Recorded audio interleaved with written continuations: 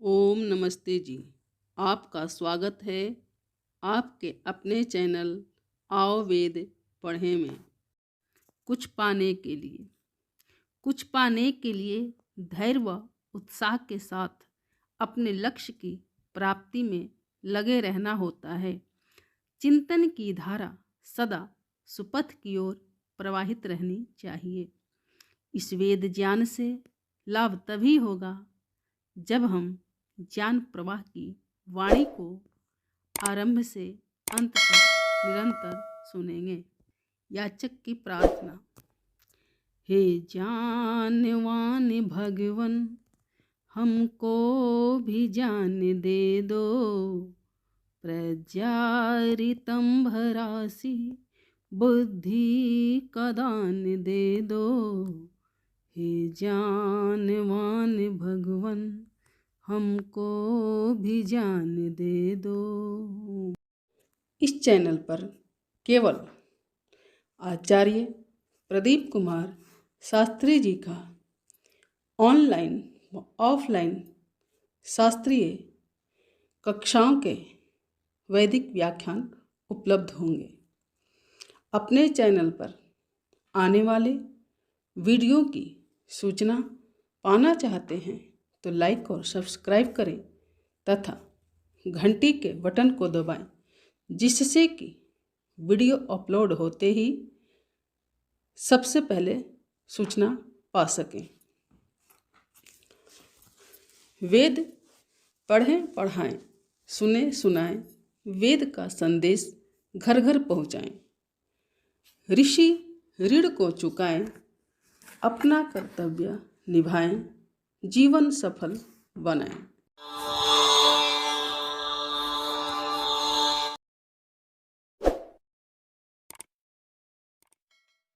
महर्षि दयानंद सरस्वती द्वारा रचित सत्यार्थ प्रकाश ग्रंथ की भूमिका 5 भागों में तथा प्रथम समोल्लास का पाठ 42 भागों में ईश्वर के 8 नामों के वैदिक व लौकिक स्वरूप आदि के विषय में विस्तार से जाना तथा द्वितीय समोल्लास शिक्षा विषय 8 भागों में पूर्ण हुआ, जिसके अंतर्गत 3 उत्तम गुरुओं, माता पिता और आचार्य के दायित्व तथा शिक्षा के स्वरूप व महत्व के विषय में ज्ञानवर्धन हुआ। इस समोल्लास में हमने संतान का निर्माण, सुशील बनाने वाले पदार्थ, शिशु पालन, रोग प्रतिरोधक क्षमता, माता पिता का दायित्व, भूत प्रेत, शरीर में भूतों का आना, भूत भगाने के उपाय, जन्म पत्री क्या है, जन्म पत्री का शोक पत्र में बदल जाना, अतिथि आगमन से लाभ, संतानों को शिक्षा कौन दे, द्वेष के प्रकार, अभिमान स्वाभिमान, शिक्षा का व्यवहारिक पक्ष, माता पिता का धर्म आदि अनेक विषयों की विस्तृत जानकारी आचार्य प्रदीप जी ने बहुत ही सरल भाषा में दिया, समझाया। आगे तृतीय समोल्लास में अध्ययन अध्यापन अर्थात पढ़ने पढ़ाने की विधि व क्रम आदि के विषय में जानेंगे कि जीवन निर्माण में वेद तथा ऋषि ने शिक्षा का क्रम व महत्व क्या बताया है। यदि आप भी जानना चाहते हैं तो जानने के लिए चैनल को सब्सक्राइब करें तथा वेदवाणी देववाणी का श्रवण करें। सबसे पहले पूर्व के वीडियो को देखने हेतु डिस्क्रिप्शन तथा प्लेलिस्ट देखें। ओम।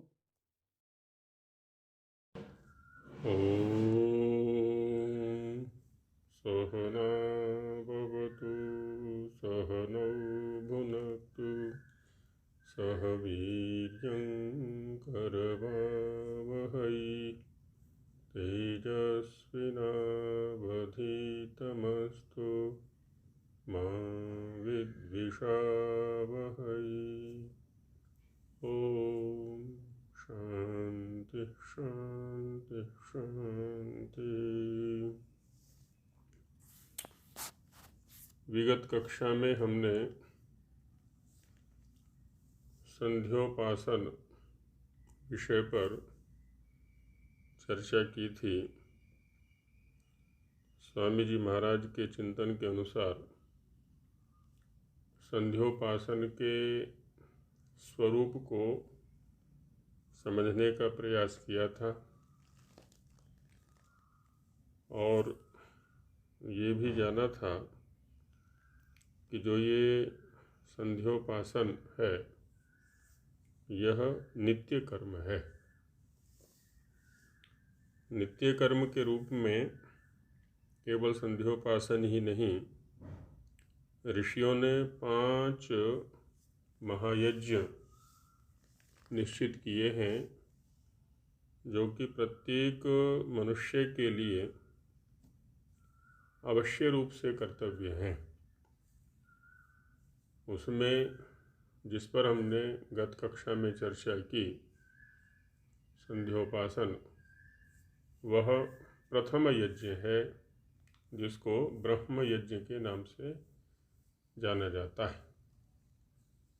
उसके अंतर्गत हम स्वयं को समझने का प्रयास करते हैं, स्वयं के शुद्धिकरण का प्रयास करते हैं, अज्ञान से ज्ञान की ओर गति करने का प्रयास करते हैं। इसलिए वह प्रतिदिन या नैतिक रूप से करणीय कर्म है। मनु महाराज भी मनुस्मृति के अंदर द्वितीय अध्याय में 104 संख्या वाले श्लोक में निर्देश करते हैं कि अपाम समीपे नियतो नैतिकं विधिमास्थितः सावित्रीम् अप्यधीयेत गत्वारण्यं समाहितः।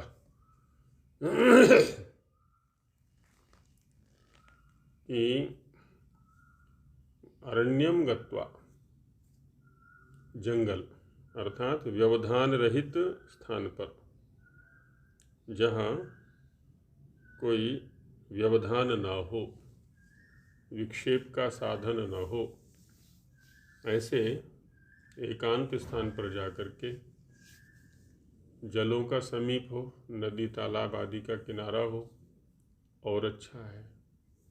वहाँ का जो वातावरण रहेगा शांत रहेगा, शीतल रहेगा। तो वहाँ प्रतिदिन प्रातः सायं इस ब्रह्म यज्ञ को करने के लिए जाकर के, और कह रहे महाराज यहाँ पर कि सावित्रीमप्यधीयेत, वहाँ योग करे, आसन करे, प्राणायाम करे, साथ ही सावित्री का अध्ययन भी करे।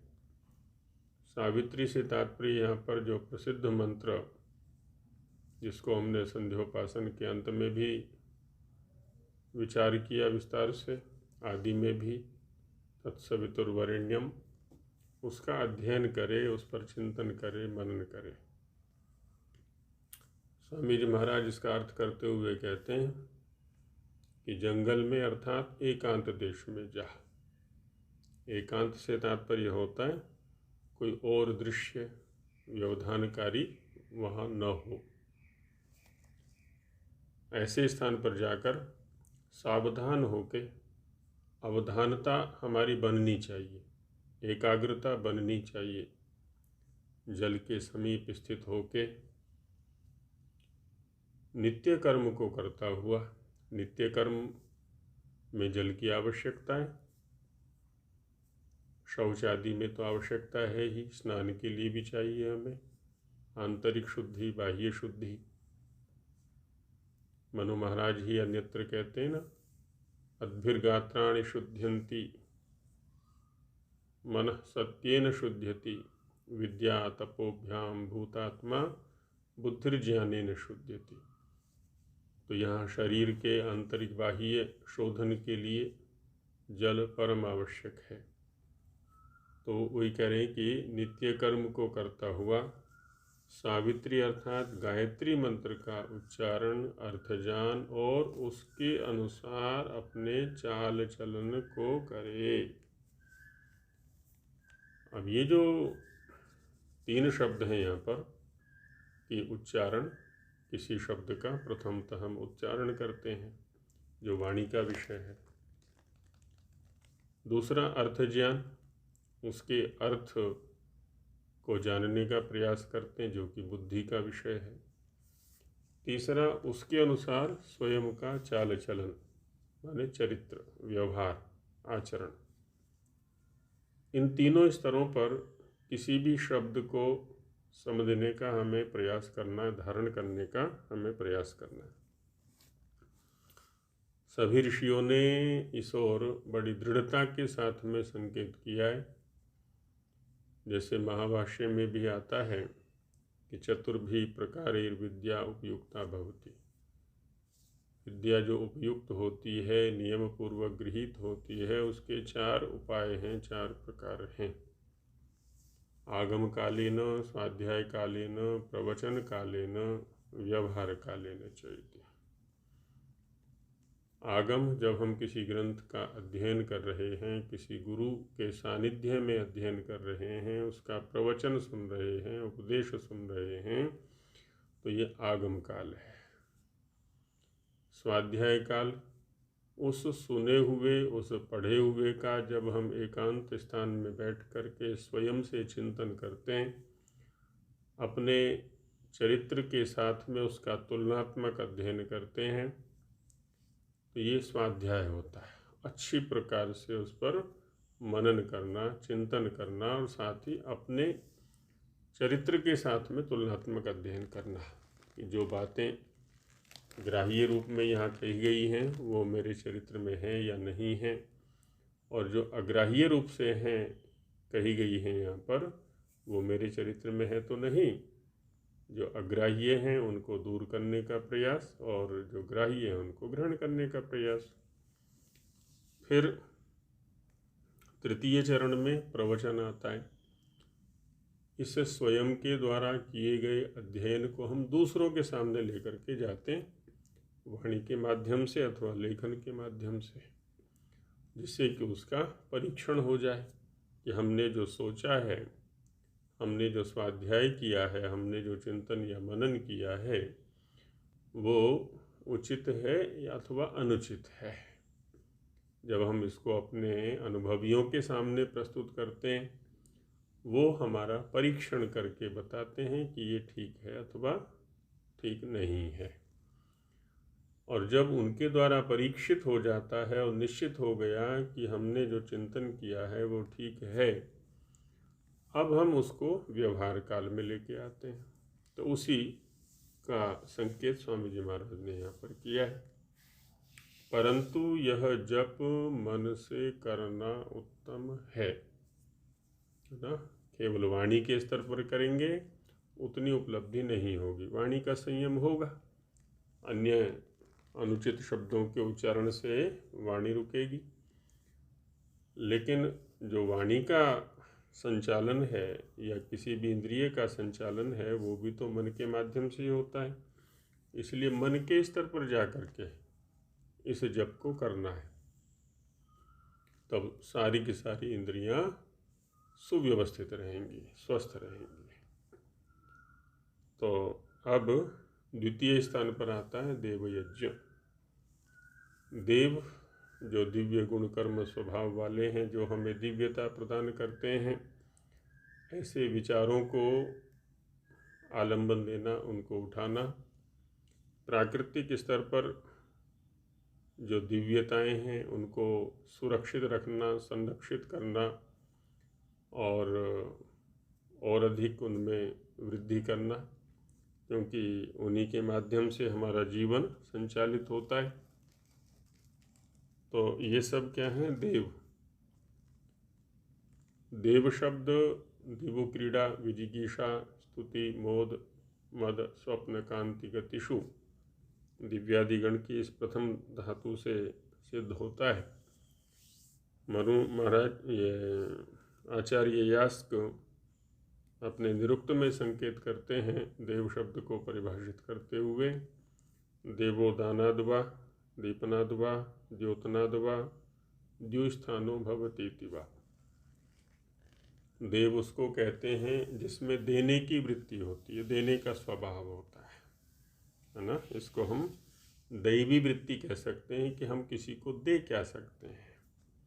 हर समय हमारे अंदर ये भावना रहनी चाहिए, देने की भावना, और दूसरों को प्रकाशित करने की भावना, दूसरों को उन्नत करने की, समुन्नत करने की भावना, वृत्ति हमारे अंदर रहनी चाहिए। और ये तब हो पाएगी जब हम स्वयं प्रकाशित होंगे, स्वयं के पास सामर्थ्य होगा, तो उस सामर्थ्य का उपयोग करते हुए हम दूसरों को समुन्नत कर सकते हैं। तो इसलिए द्योतन भी होना है, दीपन भी होना है, ये गुण जिसके पास होते हैं। और अंत में कहा द्युस्थानो भवति, तिवा जो प्रकाश स्थान पर रहते हैं, समुन्नत स्थान पर रहते हैं, उनको देव कहा जाता है। तो प्राकृतिक भी हैं, चेतन भी हैं, जड़ भी हैं। सभी के समुन्नति के लिए किया जाने वाला जो कर्म है देवयज्ञ द्वितीय, उसका व्याख्यान स्वामी जी महाराज करते हैं। हम किसी भी कर्म को करना चाहते हैं, उससे पहले उसका प्रयोजन स्थिर होना चाहिए कि हमें करना किस लिए है। दूसरा, उसमें साधन क्या क्या अपेक्षित हैं, क्योंकि प्रयोजन स्पष्ट नहीं होगा, साधन हमारे स्वस्थ नहीं होंगे। और तीसरा, क्या मैं उस कर्म को करने का अधिकारी हूँ अथवा नहीं हूँ। अनधिकारी के द्वारा यदि कर्म किया जाएगा तो इन तीनों स्थितियों में क्या है ना, वो कर्म सुसंपन्न नहीं होगा, यथोचित फल को देने वाला नहीं होगा। तो हमें स्वयं को अधिकारी बनाना है उस कर्म को करने के लिए। उस कर्म का प्रयोजन हमारे सामने स्पष्ट होना चाहिए, जिस पर आगे चिंतन किया जाएगा। उस कर्म को संपन्न करने के लिए साधन क्या क्या अपेक्षित हैं, वो भी स्वस्थ, स्वच्छ, सुव्यवस्थित होने चाहिए। साधनों पर चिंतन यहाँ अभी कर रहे हैं स्वामी जी महाराज कि जो अग्निहोत्र और विद्वानों का संग सेवादिक से होता है। अब देखिए यहाँ पर देवयज्ञ की व्याख्या कर रहे हैं। एक तो अग्निहोत्र, अग्नि में 4 प्रकार के पदार्थों का प्रक्षेप करना, उसको डालना। सुगंधित हैं, पौष्टिक हैं, रोग निवारक हैं, है ना, मिष्ट हैं। ऐसे 4 प्रकार के पदार्थों को, अर्थात जिनको हम खा सकते हैं उन्हीं को अग्नि में समर्पित करना, जिनको खा नहीं सकते उनको अग्नि में भी समर्पित नहीं करना है। और दूसरा दिया है कि विद्वानों का संग सेवादिक, ये भी साथ में रखा है कि जो भी हमारे आसपास में, हमारे समाज में, परिवार में विद्वान लोग हैं, विज्ञ लोग हैं, अनुभवी लोग हैं, विद्या वयोवृद्ध हैं, उनका संग भी करना है, उनकी सेवा भी करनी है यथा सामर्थ्य। तो इस माध्यम से वो देवयज्ञ होता है। केवल कुछ भी सामान ले करके अग्नि में डाल देने का नाम देवयज्ञ नहीं है, औपचारिकता। ये दोनों ही क्रियाएं वहाँ पर होनी चाहिए। संध्या और अग्निहोत्र सायं प्रातः 2 ही काल में करे। वही रात्रि में तो शयन करना है, दिन में दूसरे सांसारिक उन्नति के अनुकूल कार्यों को हमें करना है। इसलिए जो दोनों के मध्य का काल है दिन रात की संधि है सायंकाल, और रात्रि दिन की संधि है प्रातःकाल। सोने में जाने से पहले, सांसारिक कार्यों को आरंभ करने से पहले का जो समय है, उस समय इन दोनों को करना है। तो इसलिए कह दिया कि 2 काल हैं जिनमें इन कार्यों को करना है। क्यों? 2 ही रात दिन की संधि वेला है, अन्य नहीं, है ना। रात विश्राम के लिए, दिन कार्य करने के लिए। इन दोनों का जो संधि वेला है, उस पर ये कर्म करने हमको, संध्याग्निहोत्र। न्यून से न्यून 1 घंटा ध्यान अवश्य करे। ये ब्रह्म यज्ञ के अंतर्गत है। आत्मचिंतन करना है, आत्मविश्लेषण करना है, आत्ममंथन करना है। जो हम स्वाध्याय कर रहे हैं, मंत्रों का जाप आदि कर रहे हैं, है ना, उन पर चिंतन करना है। तो ध्यान माने ध्येय चिंतायाम, चिंतन करना। तो जो कुछ भी हम कर रहे हैं, जो कुछ हमें करना है, जो कुछ हम अध्ययन कर रहे हैं, तो उन सब का चिंतन करने के लिए हमें, तो स्वामी जी मेरे करें कि दोनों समय न्यून से न्यून 1-1 घंटा। जैसे समाधिस्थ होकर योगी लोग परमात्मा का ध्यान करते हैं। योगी इस मनुष्य की उच्च स्थिति हो गई, स्वयं को संयुक्त किए हुए हैं, वहाँ पर चित्त एकदम एकाग्र है। योग दर्शन में योग की परिभाषा दी हुई है, योगश्चित्त वृत्ति निरोधा। क्षिप्त, मूढ़, विक्षिप्त, एकाग्र से भी आगे बढ़ गए निरुद्ध अवस्था में। चित्त को एकदम जहाँ का तहाँ रोक दिया। परमेश्वर के चिंतन में किसी भी प्रकार का कोई सांसारिक बाधा वहाँ उपस्थित नहीं होती है। तो ऐसी स्थिति को समाधि, धारणा, ध्यान, समाधि। तो वही कह रहे हैं कि जैसे समाधिस्थ होकर योगी लोग परमात्मा का ध्यान करते हैं, वैसे ही संध्योपासन भी किया करे। लक्ष्य तो, परम लक्ष्य तो वही है ना, समाधि, और समाधि से आगे संयम, और संयम से आगे परमात्मा, और उसके माध्यम से सार्वकालिक सुख की प्राप्ति। समय निर्धारित कर रहे हैं कि तथा सूर्योदय के पश्चात और सूर्यास्त के पूर्व अग्निहोत्र करने का भी समय है। उदिते जुहोति, अनुदिते जुहोति। उदय काल में जब उसकी उदीयमान दशा है, तो उसके लिए कहा सूर्योदय के पश्चात और सूर्यास्त के पूर्व। तो माने जिस समय सूर्यास्त होने जा रहा है और जिस समय सूर्योदय होने जा रहा है, वह काल है। ये काल प्राकृतिक दृष्टि से, बौद्धिक दृष्टि से इसलिए भी संगत हैं। यजमान और आगे भौतिक अग्नि जो कि हमारे यज्ञ कुंड में है, और उससे आगे सौराग्नि, ये तीनों आमने सामने होने चाहिए। और ये स्थिति इन 2 काल में ही बनेगी। सूर्योदय में सूर्याभिमुख होकर के हम बैठते हैं, सूर्य सामने है, इधर मध्य में अग्नि है और इधर आत्माग्नि है। यह स्थिति सायंकाल बनती है, इसलिए उस समय को निश्चित किया गया है। तो दोनों समय हैं ये अग्निहोत्र करने के, संध्याग्निहोत्र करने के।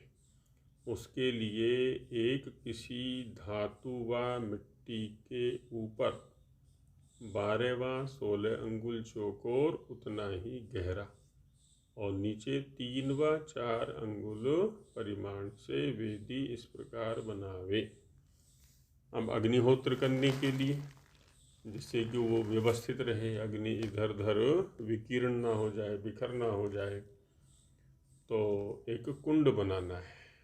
कहते हैं धातु का भी बना सकते हैं, मिट्टी का भी बना सकते हैं। लोहा, सोना, चांदी आदि, तांबा आदि का बना सकते हैं, नहीं तो मिट्टी का, जैसी भी उपलब्धता हो। उसका आकार कितना है? 16 अंगुल। अंगुल जो लिया जाता है वो यजमान का है।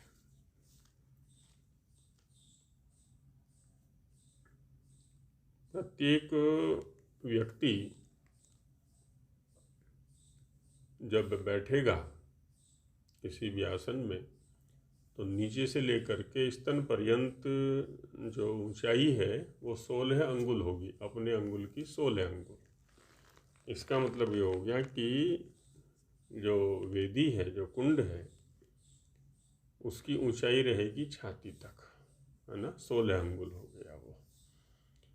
16 अंगुल की ही चौड़ाई रहेगी ऊपर से, और नीचे जा कर के वो हो जाएगा 4 अंगुल। यहाँ 12 और 16 का परिमाण स्वामी जी महाराज ने रखा हुआ है कि थोड़ा बहुत 19-20 भी हो सकता है।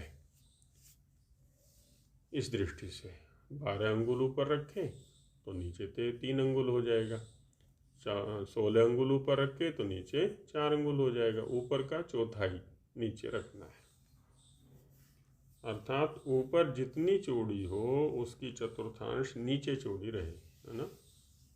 नीचे जितना हो उसका चौगुना ऊपर रहे, ऊपर जितना हो उसका चौथा भाग नीचे रहे। तो ये वेदी सबसे पहले इस प्रकार की होनी चाहिए। दूसरा, उसमें जो समिधाएं हैं वो किस प्रकार की हो? उत्तम काष्ठ की होनी चाहिए, जिनसे धुआं न निकलता हो, सुगंधित हो, वातावरण को शुद्ध करने वाले हों। तो उसमें कह रहे हैं कि उसमें चंदन, पलाश व आम्र आदि के श्रेष्ठ काष्ठों के टुकड़े, श्रेष्ठ लकड़ी लेनी है। ऐसा नहीं कि दीमक लगी हुई ले ली, बीजी हुई ले ली, गीली ले ली, है ना, ऐसा नहीं लेना। काष्ठ माने काष्ठी दीप्त, जिसमें दीप्त होने की क्षमता, जलने की क्षमता है। उसी वेदी के परिमाण से बड़े छोटे करके उसमें रखें।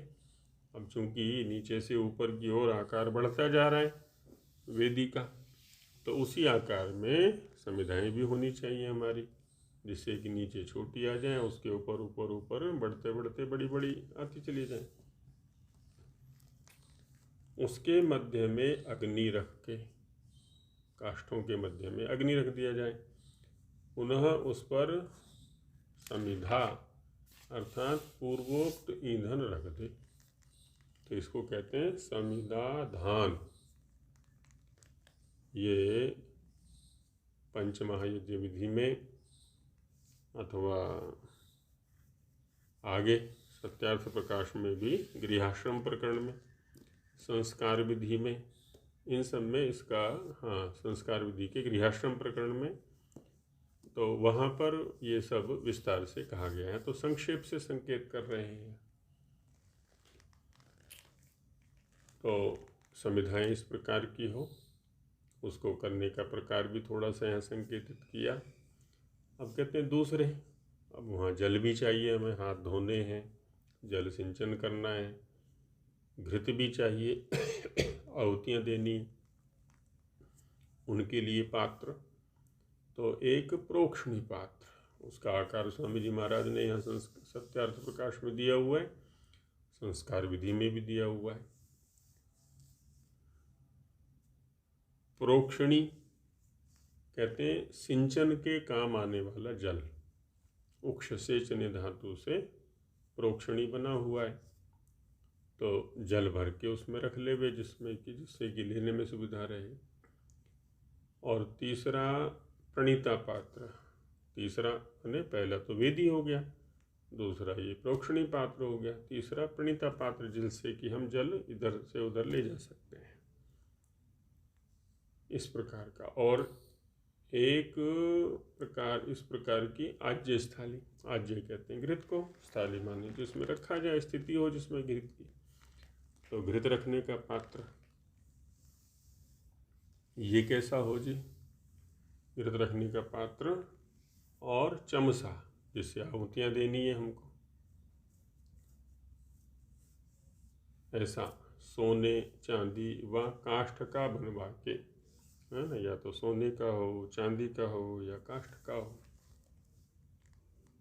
प्रणीता और प्रोक्षणी में जल, जो दो पात्र पहले बताए उनमें तो जल रखना है, सिंचन आदि के काम आएगा, हाथ धोने के काम आएगा।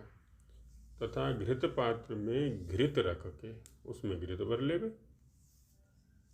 घृत को तपा लेवे, अच्छे प्रकार से उसको गर्म कर लें।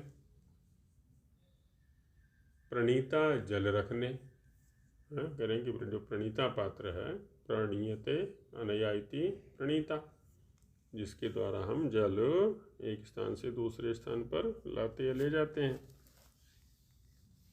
और प्रोक्षणी इसलिए है कि उसमें हाथ धोने को जल लेना सुगम है, जो क्रियाएं करनी हैं जल संबंधी तो उसके माध्यम से आराम से कर सकते हैं, खुला पात्र है वो, चौड़े मुख वाला है। पश्चात उस घी को अच्छे प्रकार से देख लेवे, कितनी सावधानी वहाँ पर रखनी है हमको कि जो घी लिया है उसको देख लें, कोई कीट आदि तो उसमें नहीं है, कोई मलिन वस्तु तो उसमें नहीं है, एकदम शुद्धतम स्थिति वाला होना चाहिए। फिर इन मंत्रों से होम करें। अब देखिए यहाँ किसी सामग्री की ओर संकेत स्वामी जी महाराज ने नहीं किया है,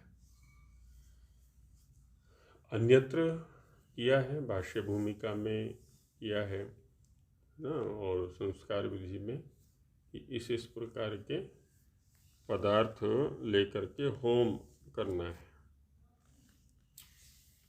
कुछ मंत्रों का संकेत यहाँ कर दिया है।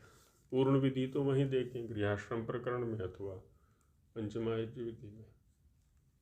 तो ओम भूरग्नये प्राणाय स्वाहा महाव्याहृति पूर्वक आहुतियाँ हैं।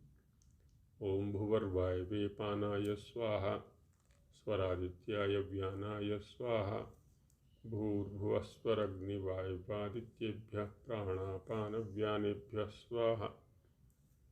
तो इत्यादि अग्निहोत्र के प्रत्येक मंत्र को पढ़कर माने वाणी से उच्चारण करके एक एक आहुति देवे। अब यहाँ पर इत्यादि शब्द का प्रयोग किया है क्योंकि सारे मंत्रों का तो यहाँ पर लेखन नहीं किया है स्वामी जी महाराज ने, उसको पंचमायज्य विधि या गृहाश्रम प्रकरण से देखना होगा। संकेत मात्र यहाँ पर कर दिया है। और कहते हैं और जो अधिक आहुति देना हो तो कुछ लोग अधिक देर तक यज्ञ करना चाहते हैं, घृत आदि जो पदार्थ हैं वो पर्याप्त हैं तो अधिक भी कर सकते हैं। तो उसके लिए क्या है, दो मंत्रों की ओर संकेत किया है स्वामी जी महाराज ने। एक है विश्वानि देव सवितर दुरितानि परासुव यत भद्रम तन्न आसुव, और दूसरा इस मंत्र और पूर्वोक्त गायत्री मंत्र से आहुति देवे, चाहे जितनी दे, 10, 20, 50, 100, सहस्र, लक्ष, कोटि, जितना चाहे उतना दे।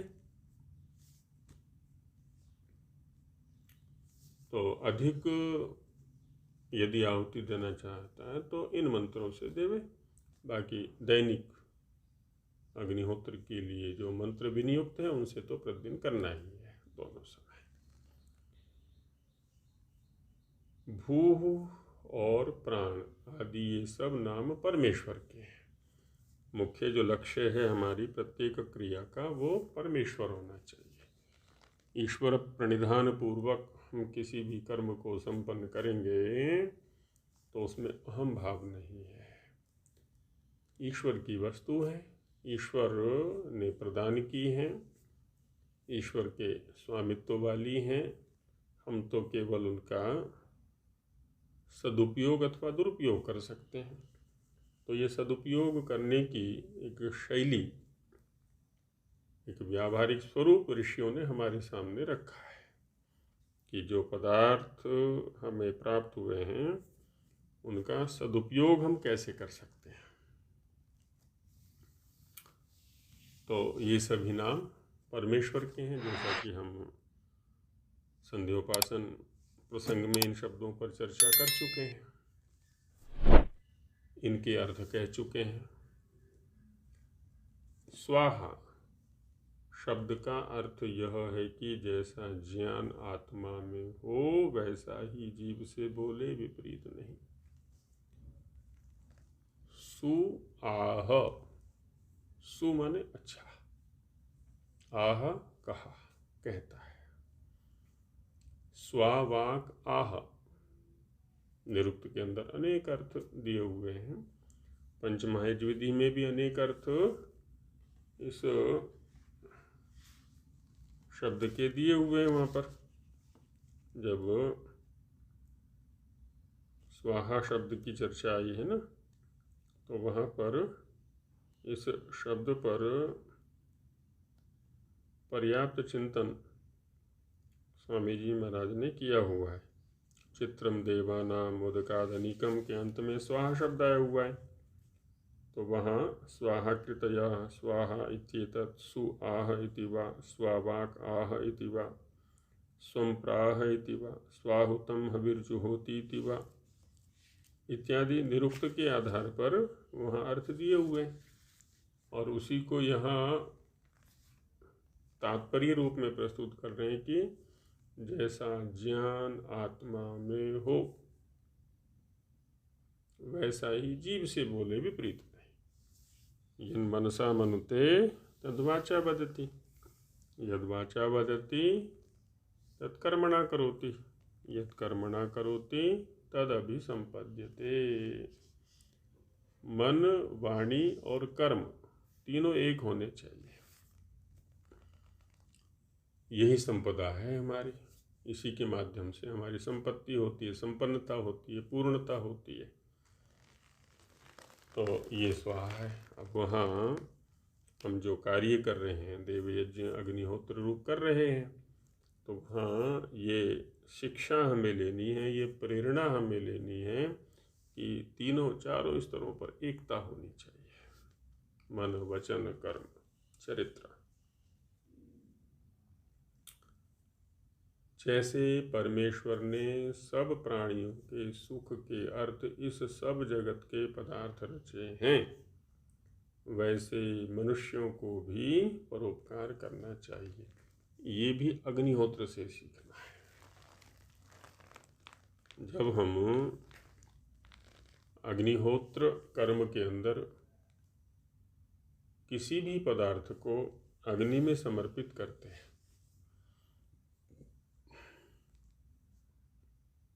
चाहे वो घृत है, चाहे समिधा है, चाहे अन्य कोई द्रव्य है, मिष्ट, पौष्टिक, रोगनाशक आदि, अग्नि का ये स्वभाव है उसको आत्ममय करके, अग्निमय बना करके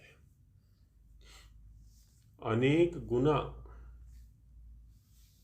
उसकी जो गुणवत्ता है, शक्ति है, सामर्थ्य है, उसको बढ़ा करके समर्पित कर देता है। शतहस्त समाहर सहस्रहस्त संकिरा, यज्ञ ये सिखा रहा है कि हमें जो कुछ प्राप्त हुआ है उसको दूषित करके, उसको मलिन करके, उसको विगुण करके नहीं छोड़ना है। उसको ऐसा बनाएं कि दूसरों के लिए उपकारी हो जाए। वो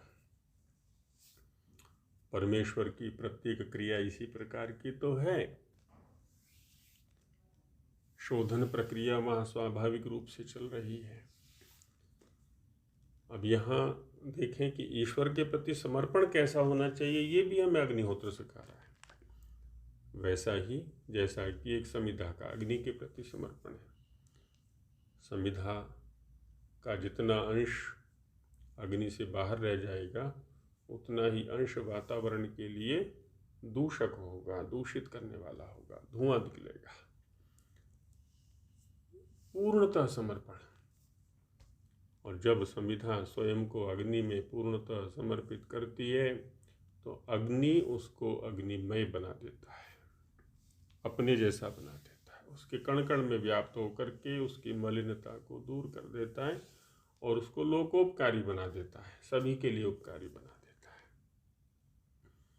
ये वृत्ति हमें अपने अंदर लानी है कि जो भी द्रव्य प्राप्त हुए हैं ईश्वर की कृपा से इस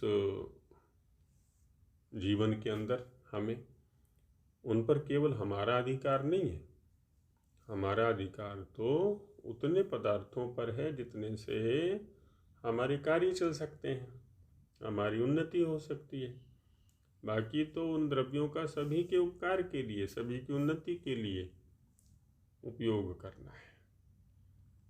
यहाँ यह शिक्षा लेने का भी स्वामी जी महाराज संकेत कर रहे हैं देवव्य जी के माध्यम से। सभी देवों को देखें, सभी दिव्य गुणकर्म संपन्न पदार्थों को, व्यक्तियों को देखें, वहाँ यही तो क्रिया चल रही है कि वो सभी के लिए उपकारी बने हुए, तो हम भी वैसा ही बने। इसलिए कहा ना कि जैसे परमेश्वर ने सब प्राणियों के सुख के अर्थ इस सब जगत के पदार्थ रचे, किसी एक प्राणी विशेष का अधिकार नहीं है, सभी प्राणियों का अधिकार है। ये ठीक है, हमारी क्षमताएं सबकी अलग अलग हो सकती हैं, तो किस पदार्थ का, किस पदार्थ का कितनी मात्रा में उपयोग हम कर पाते हैं वो एक अलग पक्ष है, लेकिन है सबके लिए।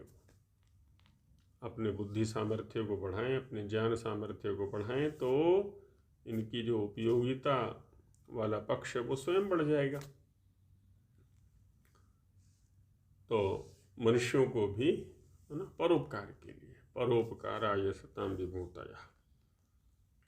प्रकृति के अंदर देखें हम, है ना, वृक्ष निरंतर दूसरों को शुद्ध प्राणवायु दे रहे हैं, फल दे रहे हैं, फूल दे रहे हैं, औषधियाँ दे रहे हैं, है ना, नदियाँ जल दे रही हैं, हवा है, मलिनता को दूर कर रहा है, प्राणवायु भी दे रहा है, पृथ्वी तरह तरह के भोग हमें दे रही है, पशु भी। ऐसे चारों तरफ देखें, अपने चर और अचर जगत सब उपकार में लगा हुआ है। तो हमारा भी तो कर्तव्य है कि हम इन सब संसाधनों को सुरक्षित रखें, आगे आने वाली पीढ़ियों को और अच्छा बना करके दें। ऐसा ना हो आगे आने वाली पीढ़ियां अपने जीवन को धारण करने में ही असमर्थ हो जाएं। जैसे हमारे पूर्वजों ने, पूर्वज ऋषि मुनियों ने हम तक इन पदार्थों को स्वस्थ, स्वच्छ, सशक्त रूप में हम तक पहुंचने में हमारा सहयोग किया है, सावधानी पूर्वक इनका उपयोग किया है, ठीक वैसे ही हमें भी चाहिए, हमारा भी ये परम कर्तव्य है कि अपनी आगामी पीढ़ियों तक इन सब वस्तुओं को सुव्यवस्थित रूप में पहुंचाएं। तो ये साधनों पर चर्चा हुई कि क्या क्या साधन हमें अपेक्षित हैं देव यज्ञ करने के लिए।